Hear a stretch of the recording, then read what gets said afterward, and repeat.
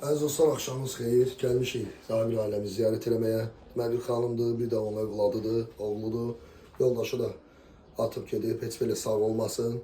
Qoyub bu çətinçilik içində edən qadını gedib. Yaşadıkları şəraitdə çox bərbad bir haldadır. O da kirayədə qalırlar. Kirayəni də ödəyə bilmirdilər. Evyəsi də hədəliyir ki, çıxardıram səni evdən. İndi çalışacaq onu yoluna qoyaq ki, heç olmasa bura sığınıblar. Burada müvəqqəti də olsa burada yaşaya bilsinlər. Biz ərzaqlarımızı gətirdik.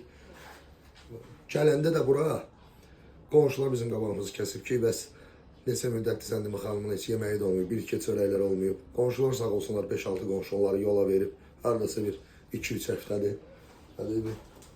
Ev yəsində verdiyi xalalar budur. Kirayə verdi. Yəni da qapısı qırıq, içi boş. Buradan da dəhşət nəmişlik hissi gəlir. İndi mən yatdıqları yerdə sizə göstərəcəm. Yatdıqları yer, bu yəqin ki, mətbəxləridir. Deməli, əziz dostlar, bax biz sizlərin köməyi ilə sırf belə həqiqətən ehtiyacı olan, yardım yığmaq üçün yardım istəməyən, həqiqətən bir tikə çörəyə necə deyərlər, möhtac olan insanların gəlib ziyarət edirik, onların yanında olmağa çalışırıq. Bizim Ümid Yolu İctimai Birliyinin yolunu necə deyərlər, işıqlı eləyən məhz sizlərin köməyidir. Sağ olun ki, bizim yolumuza həmişə işıq saçırsınız. Özdə uzun müddətdir, neçə müddətdir. Sizlərin dəstəyi ilə biz də gəlib belə köməyə ehtiyacı olan insanlara əlimizi uzadırıq.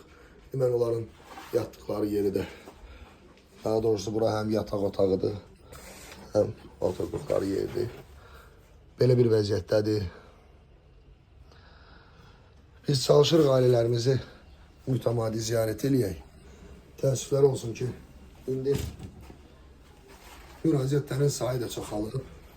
Biz də çatdırıb tez-tez gələ bilmirik. Bilirəm, sizlərin də kömək eləyən insanların da ehtiyacları çoxdur, bahaçılıqdır, kömək eləmək çətindir. Amma çox xahiş edirəm, köməyinizi bizdən əsirgəməyin ki, bizdən kömək istəyən insanlara da biz əlimizi uzada bilək.